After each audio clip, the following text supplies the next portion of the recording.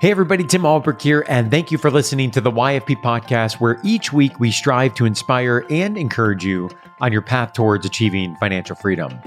This week I fly solo to talk about 10 common financial mistakes that pharmacists make. No judgment, as I've made many of these mistakes myself. Some of the highlights from today's show include talking through 2 common student loan mistakes that can cost folks tens of thousands of dollars, and in some cases, much more than that. The math behind the age-old advice that we've all heard, save early and save often, as well as talking through some common misprioritization of investments that leaves tax savings on the table. Now, before we hear from today's sponsor and then jump into the show, I recognize that many listeners may not be aware of what the team at YFP Planning does in working one-on-one with more than 240 households in 40 plus states. YFP Planning offers fee-only, high-touch financial planning that is customized to the pharmacy professional. If you're interested in learning more about how working one-on-one with a certified financial planner may help you achieve your financial goals, you can book a free discovery call at yfpplanning.com. Whether or not YFP Planning's financial planning services are a good fit for you, know that we appreciate your support of this podcast and our mission to help pharmacists achieve financial freedom. Okay, let's hear from today's sponsor, and then we'll jump into the show. Today's episode of the Your Financial Pharmacist podcast is brought to you by the American Pharmacists Association. APHA has partnered with Your Financial Pharmacist to deliver personalized financial education benefits for APHA members. Throughout the year, APHA will be hosting a number of exclusive webinars covering topics like student loan debt payoff strategies, home buying, investing, insurance needs, and much more. Join APHA now to gain premier access to these educational resources and to receive discounts on YFP products and services. You can join APHA at a 25% discount by visiting pharmacist.com/join and using the coupon code YFP. Again, that's pharmacist.com/join and using the coupon code YFP. Hey everybody, Tim Ulbrich here. Welcome to this week's episode of the Your Financial Pharmacist podcast. I'm flying solo this week, and we're going to talk through 10 common financial mistakes that I see pharmacists often making, that we see pharmacists in the YFP community often making. And as I mentioned in the introduction, there is no judgment here in these mistakes. I've made many of these mistakes myself. My hope with this episode, through sharing of some of those experiences and other common mistakes that we see folks making, is to hopefully prevent those, right? For others that are perhaps on this journey towards achieving financial freedom. Before we jump into the 10 common mistakes that we're going to talk about in today's episode, I am not going to be covering a few things that are worth noting because I'm going to assume that you've got these bases already covered, right? And those would be things like having a budget and being intentional with your spending. So important, right? We've ultimately got, a certain amount of income to work with each month. We've got a lot of things that are competing for our attention financially, various goals, various expenses. And so that budget is going to allow us to be intentional with our spending. I'm going to assume that that is already in place. I'm also going to assume that we've either eliminated any high interest rate credit card debt that is revolving each month and accruing interest, or we're going to avoid that if we possibly can, right? Very important as we look at how the impact of that interest can really hurt us as we look at trying to achieve other goals. And then finally, of course, we need to minimize our lifestyle creep, right? So for many pharmacists, we know that we see certainly a great income overall, but that income often can be relatively flat throughout one's career. Expenses tend to creep up on us over time. Perhaps families grow, home expenses, other types of things throughout one's career. And so we've got to do our best to keep those expenses at bay, and so that we can focus those limited dollars that we have on other goals each and every month. So again, things I'm not going to cover: having that budget, being intentional with spending, avoiding, eliminating credit card debt, minimizing lifestyle creep. Now, what we are going to talk about are some common student loan mistakes. We're going to get really tactical with some numbers that highlight why these mistakes can really have a significant negative impact and really ultimately leave a lot on the table that could be put elsewhere in the plan. We'll talk a little bit about emergency funds and protecting the income. We'll talk about a couple things on the long-term savings, retirement side in terms of prioritization and delaying of savings. And then I'll wrap up by talking about tax planning, as well as looking for a planner that has your best interests in mind. All right, I hope you're ready. I'm going to go quick. We're going to hit a lot of information. I'm going to reference several resources throughout the show, and we'll, of course, link to those in the show notes so you can dig into those deeper after the recording. Number one mistake on our list is paying too much interest when it comes to paying off our student loans. Now, you've heard me say 100 times on this show that pharmacists, of course, are facing significant student loan debt. Class of 2021, to be exact, median debt load of $170,000 as reported by the American Association Colleges of Pharmacy Graduating Student Survey. Now, good news is that for the first time in over a decade, we've seen that number come down, was 175 for the class of 2020. Bad news is that's still $170,000. And when we look at how interest accrues on $170,000, those start to be really, really big numbers. And one of the things I often say is that for me in my journey of paying off debt, when I was in school and even early on in the repayment journey, to be frank, it felt a little bit like monopoly money, right? And once we get into active repayment, once we see that impact of that interest accruing, it starts to become really real, really quick.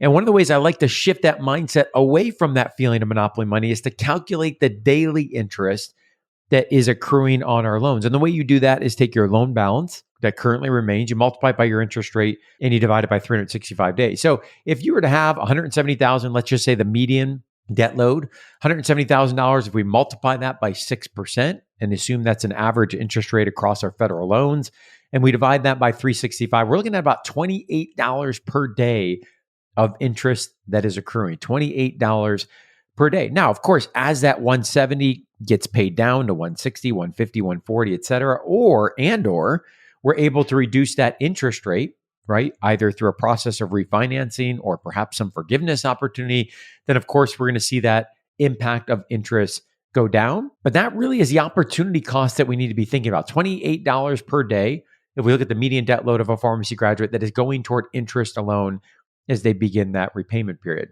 So one of the feelings I had early on in my repayment journey is I felt like I was spinning my wheels in terms of making substantial monthly payments, but not feeling like I was really making a whole lot of progress and momentum towards getting that debt load paid off. And the reason that was, and the reason that is for many of you that might be listening to the show, is because the amount of that payment that goes toward interest, right? And so when we look at big debt loads like $170,000, $180,000, $200,000, or perhaps even more at interest rates, 6, 7%, maybe higher on some private loans, what we see is pretty big monthly payments, but we also see a lot of that is going directly towards the interest. So let me give you an example. If somebody has that $170,000, again, let's just use a 6% average interest rate. And if we assume they're going to pay that off over a 10-year period, that would be the standard repayment option, 120 fixed monthly payments. What we see is a monthly payment of about $1,900 per month for 120 payments or 10 years, $1,900 fixed payment for 10 years. Now, of that $1,900, that first payment, about $1,000, 45% or so is going to go towards principal, and about $850 is going to go towards interest. So right out of the gates, we see that in a standard 10-year repayment, about half is going to put a dent in the actual principal, and about half is going to go towards interest. And of course, with each monthly payment that we make, we're going to see a little bit more going toward principal and a little bit less going towards interest. So this is why folks often feel like, hey, Tim, I'm making big monthly payments, but I don't feel like I'm progressing as quickly as I would like to in terms of getting these paid off. And that's because of the interest that is accruing on those payments. And so one of the common mistakes here that we're talking about in terms of paying too much interest is we tend to underestimate how much interest we're going to pay over the life of the loan. And therefore, we tend to underestimate how much we're going to actually pay out of pocket. I see this all the time in talking with pharmacy students. They may say, hey, I'm borrowing, $20,000 a semester, let's say for tuition, cost of living expenses. They multiply it by 8 semesters, and they think, hey, that's roughly my student loan debt number. And what they're forgetting is, of course, the interest that's accruing while they're in school outside of an administrative forbearance period such that we're in right now. And they're also not including the interest that's going to accrue while they're in active repayment, right? And so if we're looking at a 10-year, perhaps for some, it's even a little bit longer repayment journey, then we're going to see a significant amount of interest that's also accruing throughout the life of the loan. And that's why often folks look up and say, wow, that's a lot more that's getting paid back than I really had anticipated was going to initially be the case. And so what we want to be thinking about here as we talk about this first common mistake, right? Paying too much interest, is what can we be doing to minimize the interest that we're paying? And that's where we really get into student loan repayment strategy, right? A topic we have covered lots of different ways on this show. And there's several different buckets that we need to consider. That could be tuition reimbursement programs, forgiveness programs, either public service or non-public service loan forgiveness programs, or we're going to pay them off, but we have an option perhaps to move our loans into the private sector through a refinance that's going to help us reduce that interest. So the first couple areas that come to mind if I'm thinking about, hey, how can I avoid paying too much interest is, number one, could I have somebody else pay the bill, right? That could either be through a tuition reimbursement program or through a forgiveness, whether that's PSLF or non-PSLF. And if that's not viable or of interest, then perhaps might I be able to reduce my interest rate through a process of refinancing. So one of the things that we want to avoid is staying in a status quo position in terms of staying in the federal system, paying a high interest rate or paying a high private rate if there's a better option out there, whether that be forgiveness or whether that be considering a refinance. So a couple things to think about as we talk about that first mistake of paying too much interest. And I'm going to reference a resource here where you can dig more into student loan repayment strategies to evaluate that further. Number 2 mistake on our list of 10 is not maximizing public service loan forgiveness. Now, we have talked about this on the show extensively, but I feel the need to continue to shout from the mountaintop about this topic because there's a lot of folks that maybe have the option to pursue public service loan forgiveness and for whatever reason aren't making that choice, or folks that are kind of half in and they're half out, right? And we're leaving something on the table. When it comes to public service loan forgiveness, assuming that's the right play for you and your personal financial situation, if we go that pathway, the goal is optimize and maximize forgiveness and minimize what's out of pocket, right? And so when I say the common mistake here is not maximizing PSLF, what I'm referring to is that we're leaving something on the table. Either we're paying more interest that we could have forgiven, and potentially we're not optimizing certain situations that would allow us to be able to also save through our forgiveness period. And so one of the things we need to do here is actually break down the numbers of what this means for your personal situation. Now, I'm not going to go through the rules of PSLF. Again, we've talked about that extensively on the show before. Highlights here, we have to work for the right type of employer. So 501c3, not-for-profit, or federal government agency organization. You have to be in the right kind of loan, so a direct loan. And we've had some provisions with the Biden administration that have allowed some forgiveness and latitude on that. We're going to talk about that more in an upcoming show. You have to be in the right repayment plan, which is an income-driven repayment plan. And you have to make 120 payments. They don't have to be consecutive, but 120 qualifying payments before you ultimately apply for and receive tax-free forgiveness. Now, one of the things folks often omit when they're thinking about optimizing PSLF is really trying to figure out what can I be doing to pay less towards my student loans so that more is forgiven. And that really gets to how the monthly payment is calculated towards your student loans when you're in PSLF through an income-driven repayment plan. And the formula that is used is they take a amount that's called your discretionary income, and that is included of your adjusted gross income, so your taxable income reported on your tax return, so your AGI, minus 150% of the poverty level. That is your discretionary income. And then that gets multiplied by a certain percentage. So just by definition of that calculation, there's some things that we can do if we look at that discretionary income, that AGI minus the 150% poverty level. Hopefully you're asking yourself, well, what could I be doing to lower my AGI, right? We don't want to make less money, but what could I be doing in terms of optimizing strategies to lower my AGI so that I can pay less towards my student loans, increase the amount that's forgiven, and perhaps also move forward other financial goals at the same time. And what you know from listening to the show is there are strategies that we can do to lower our AGI, right? We think about accounts like 401k contributions, 403b contributions, HSA contributions.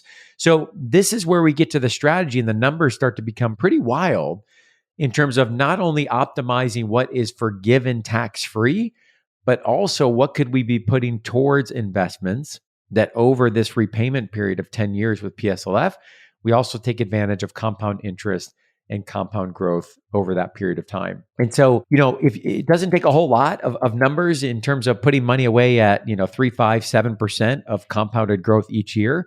Again, it's not just the tax-free forgiveness that of course is a huge benefit, but also what can we be doing to moving forward and accelerating our investment plan. So that's the second mistake, not optimizing our PSLF strategy. Now, a couple of resources I want to point you to here.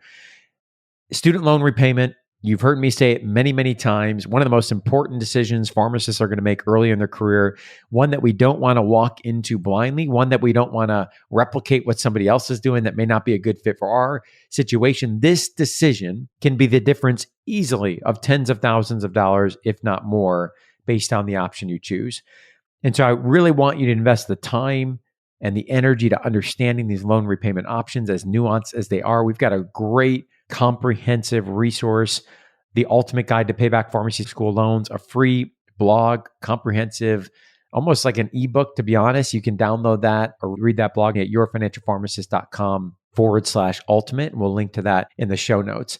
Now, for those of you that are saying, hey, the information is great, but I want one-on-one help with an expert that knows this in and out, we do have a one-on-one student loan analysis survey that pairs you up with a YFP Planning certified financial planner.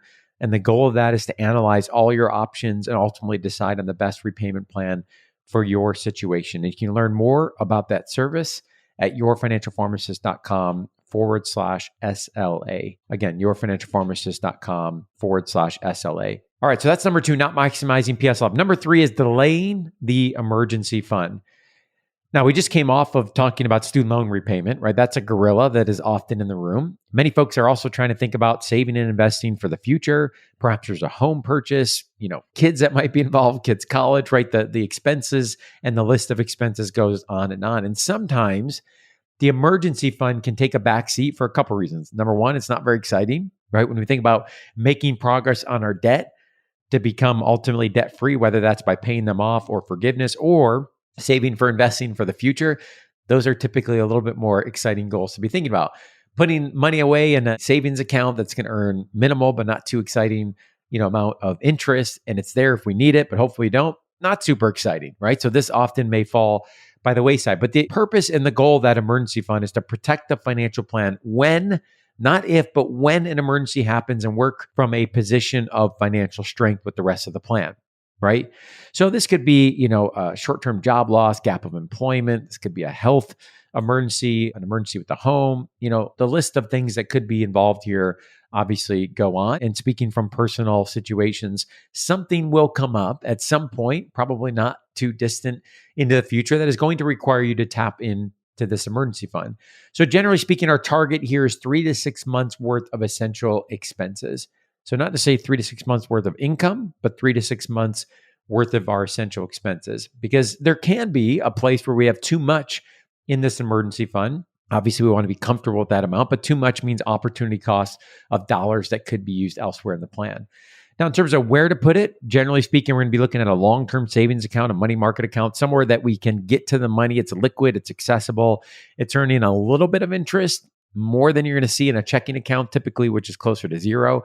So maybe you're getting 0.4, 0.5, 0.6 right now, not too exciting, but we're getting a little bit of interest, but it's liquid, it's accessible. This is not the place we're trying to take a risk with our financial plan, right? We're going to do that in the savings and investing for the future. Now, one of the tips that I like to share with folks is I think it's incredibly helpful to get these dollars out of your checking account. Right. And this really gets to the intentionality of the financial planning. So, if we have a bunch of money lumped into our checking account that is for our month-to-month expenses, and then we say, yeah, I've got some of that's earmarked also for an emergency fund, get it out of the checking account, put it in a separate savings account.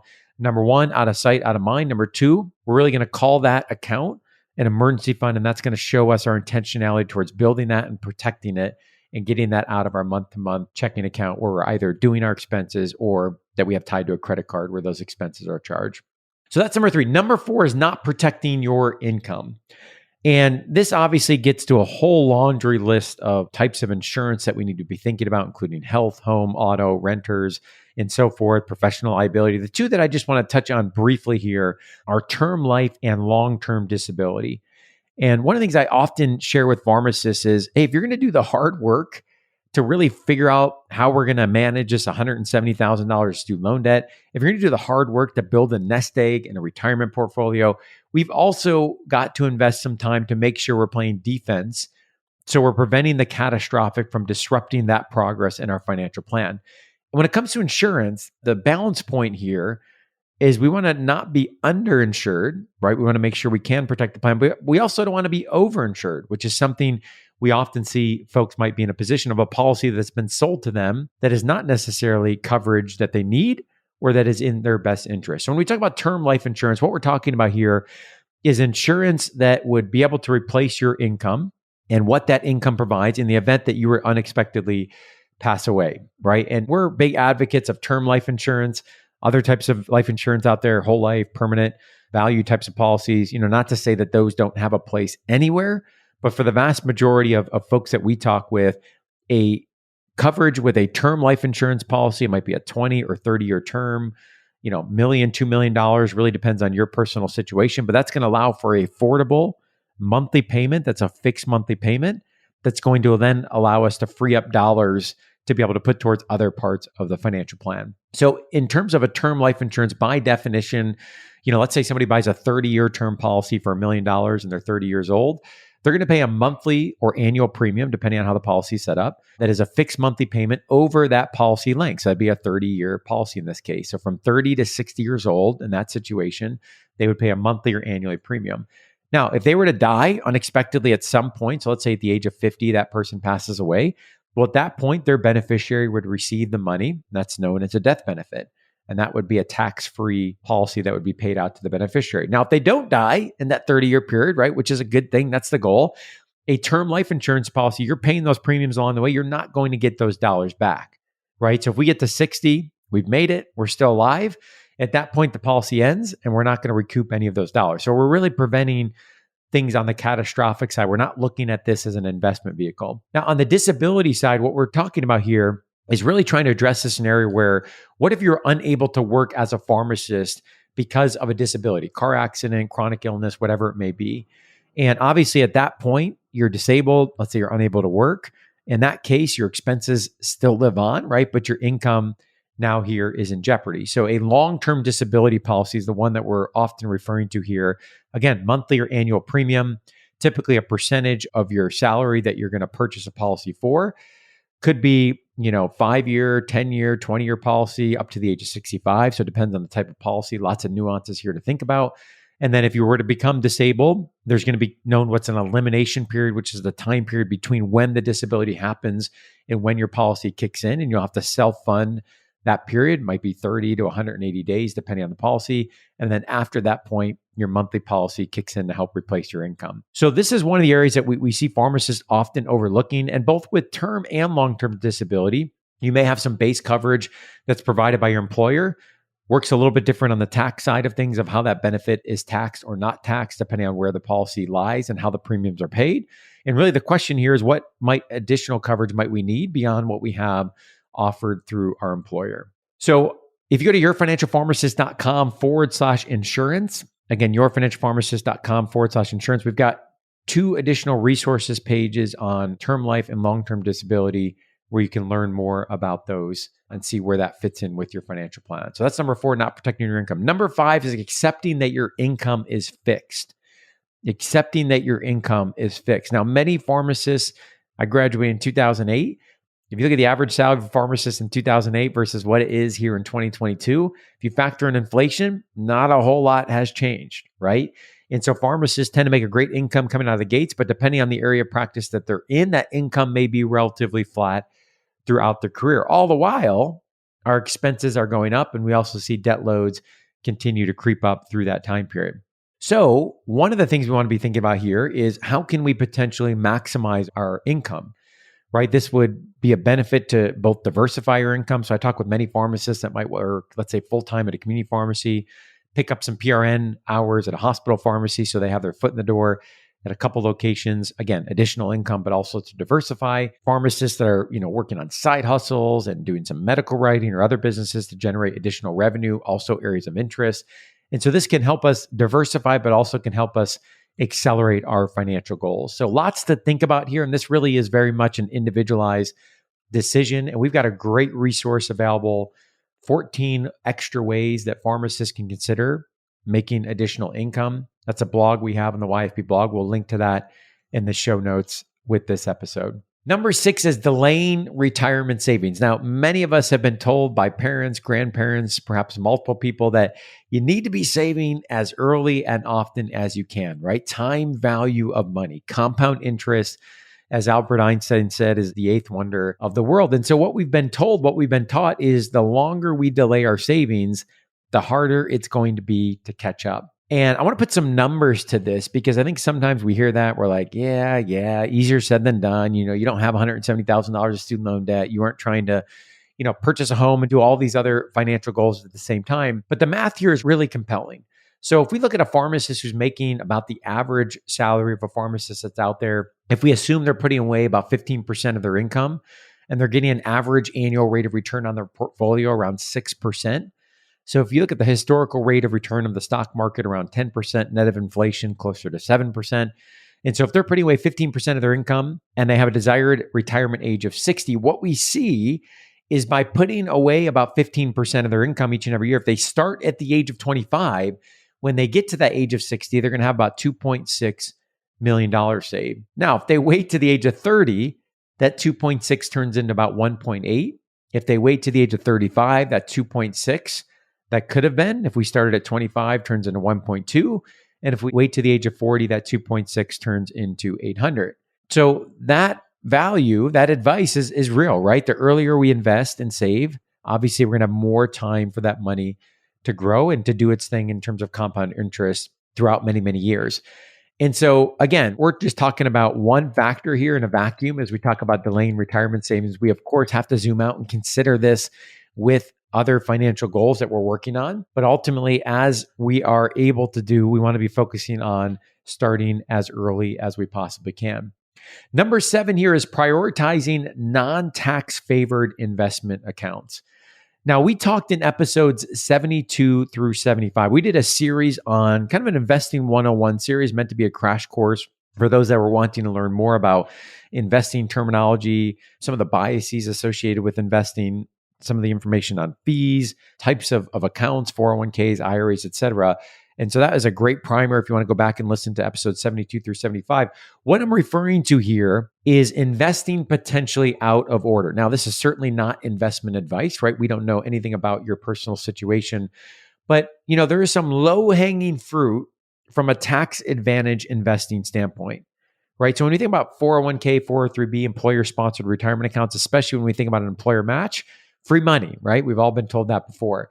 If we keep working down there, we think about things like health savings accounts, triple tax benefit. We've talked about that on this show before. Roth IRA accounts. Again, another account where we might be putting dollars in that have already been taxed, but they're going to grow tax-free. We pull them out without a future tax burden. And so if we're contributing to, let's say, a brokerage account, whether it's through a tool like Robinhood or Acorns or Betterment or whatever would be the app or tool, but we're not yet taking advantage of some of those other things. The question we want to ask ourselves is, are we investing in a way that's going to allow us to maximize our tax savings, right? Are we investing in appropriate priority? So there certainly is, I think, a place and a role for a brokerage or a taxable account, but let's be thinking about the order in which we're doing that relative to employer retirement accounts, IRAs, HSAs, and so forth. Number 8 here is tax filing without tax planning and strategy.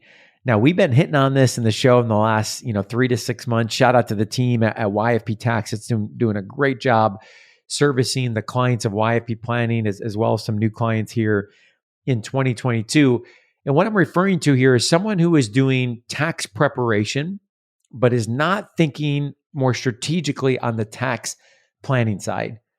And so if we look at a pharmacist on average, if they're making an average income working 40 years or so, and if we adjust up that salary for inflation, a pharmacist throughout their career is going to earn about $9 million in their career, but only about $6 million of that, depending on their tax situation, is going to hit their bank account. So that delta of $3 million is what we want to be thinking about to pay our fair share, right? But we want to optimize how we can be able to use dollars elsewhere if we can allocate those towards the financial plan. So tax preparation, that's what we're all doing. We're required to do it, right? So if we don't file our taxes by April 15th, the IRS is going to be knocking on our door unless we file an extension. So tax preparation is historical. It's looking backwards, right? So it limits the impact that we can truly have on our tax liability because things have been done at that point in time. So it's mechanical.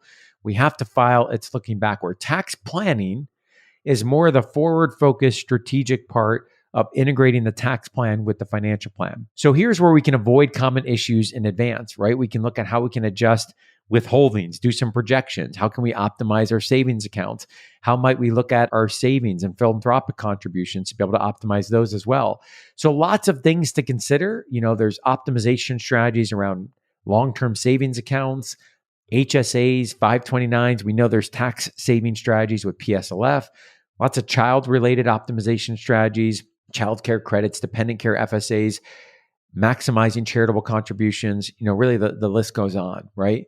So if we're able to do more of that planning and strategy work and look ahead, then we're obviously able to take advantage of those so that when we do the filing, we know we've optimized the situation throughout the year. I would reference folks to episode 233, where our director of tax, Paul Eichenberg, and I talked about some tax moves to consider from an optimization standpoint, and we'll link to that in the show notes. Number 9 here is saving for kids' college out of order. Guilty as charged, right? I found myself in this trap.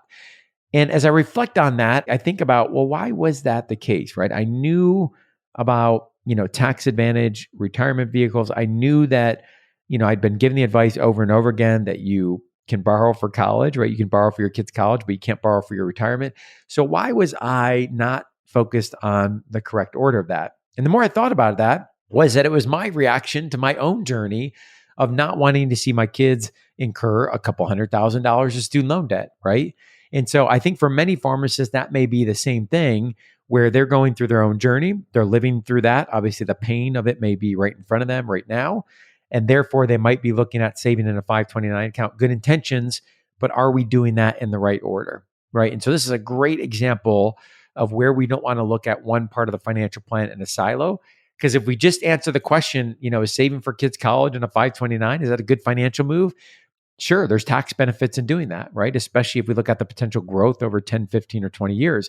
If we zoom out and look at what else we're doing with the financial plan, that may or may not be the move to make at that time. So we talked on episode 211, the ins and outs of the 529 college savings plans, and we'll link to that in the show notes for more information. Finally, number 10, hiring a planner that does not have your best interests in mind. Now, full disclaimer of the bias of the planning services that are offered by YFP Planning. We wholeheartedly believe in fee-only financial planning, and we'll talk about that here in a moment. Obviously, I have a bias towards the services that the team at YFP Planning offers, so we need to keep that in mind as we talk about this 10th point. Now, we talked on episodes 15, 16, and 17 way back when we did a 3-part series on working with a planner, what to look for, questions to ask, and we also talked about why fee-only financial planning matters.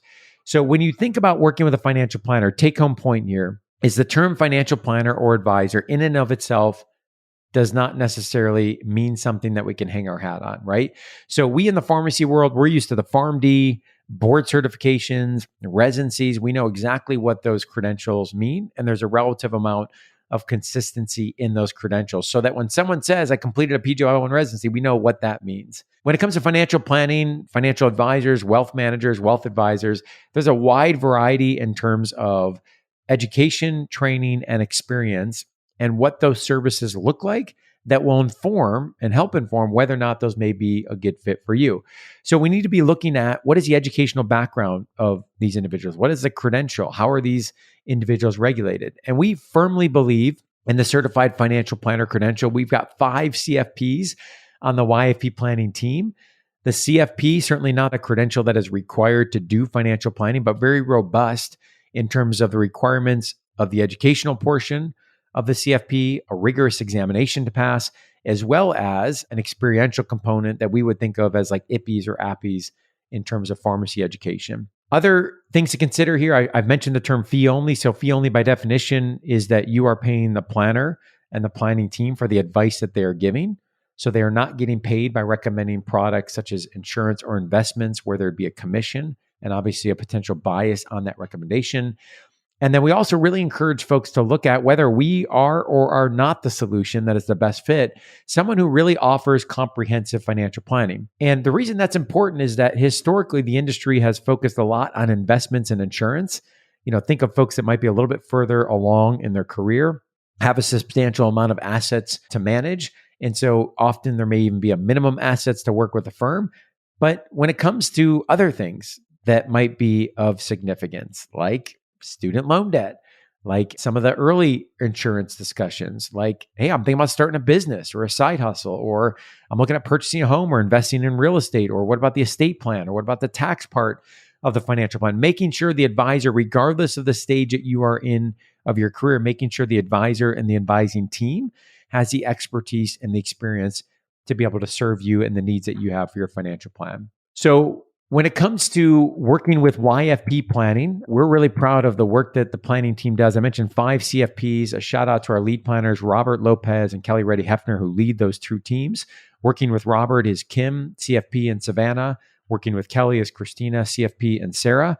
And then we also have a tax team that supports the financial planning team. We currently work with about 250 households in over 40 states all across the country.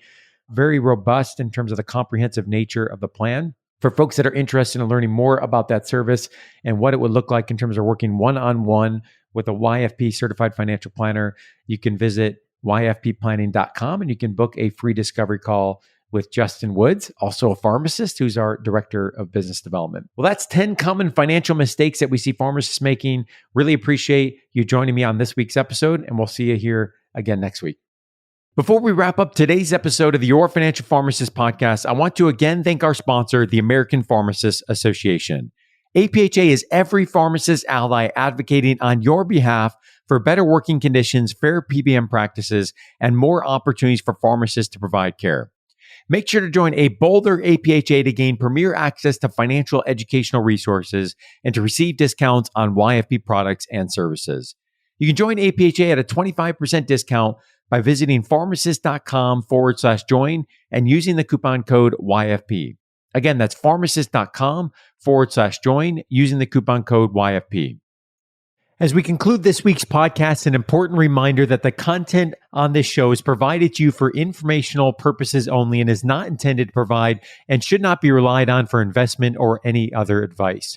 Information in the podcast and corresponding material should not be construed as a solicitation or offer to buy or sell any investment or related financial products. We urge listeners to consult with a financial advisor with respect to any investment. Furthermore, the information contained in our archived newsletters, blog posts, and podcasts is not updated and may not be accurate at the time you listen to it on the podcast. Opinions and analyses expressed herein are solely those of your financial pharmacist unless otherwise noted, and constitute judgments as of the dates published. Such information may contain forward-looking statements which are not intended to be guarantees of future events. Actual results could differ materially from those anticipated in the forward-looking statements. For more information, please visit yourfinancialpharmacist.com/disclaimer. Thank you again for your support of the Your Financial Pharmacist podcast. Have a great rest of your week.